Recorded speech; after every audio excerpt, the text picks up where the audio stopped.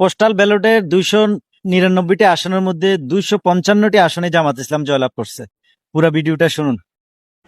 আজই জামায়াত ইসলামী election engineering নিয়ে নতুন অভিযোগও তুলেছে। ত্রয়োদশ সংসদ নির্বাচনের একটা অন্যতম দিক ছিল পোস্টাল ব্যালট, বিশেষ করে প্রবাসীদের ভোট। সেই প্রবাসীদের ভোটের খুঁটিনাটি যে ফলাফল, সেটি আমাদের হাতে এসেছে। সেই বিষয়টি নিয়ে আজকে কথা বলবো চর্চার প্রতিবেদক তাসিন মল্লিকের সঙ্গে। তাসিন, আপনাকে স্বাগত। ধন্যবাদ।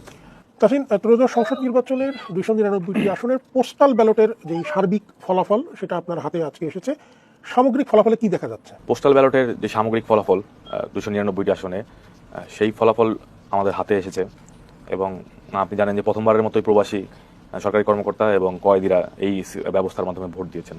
তো আমাদের কাছে যেই ফলাফলটি এসেছে সেটি খুবই চমকপ্রদ, যে 299টি আসনের মধ্যে 255টি আসনেই জামাত এবং তার যে 11 দলীয় জোট, সেই জোটের প্রার্থীরা বিজয়ী হয়েছেন পোস্টাল ভোটের ফলাফলে। এবং বিপরীতে বিএনপির প্রার্থীরা মাত্র 41টি আসনে বিজয়ী হয়েছেন।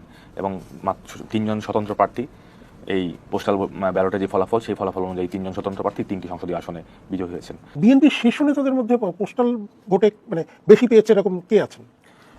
পোস্টাল ভোটে বিএনপি মাত্র 3 জন শীর্ষ নেতা তারা বিজয়ী হতে পেরেছেন।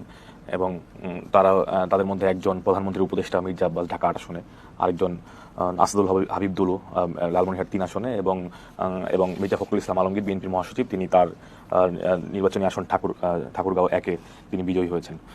এই 3 জন বাদে বিএনপির চেয়ারপারসন এবং বর্তমানে যে প্রধানমন্ত্রী তারেক রহমান, তিনি তার সংসদীয় আসন ঢাকা 17-তে তিনি আসলে তার প্রতিদ্বন্দ্বী প্রার্থী খালিদুজ্জামানের কাছে হেরে গেছেন।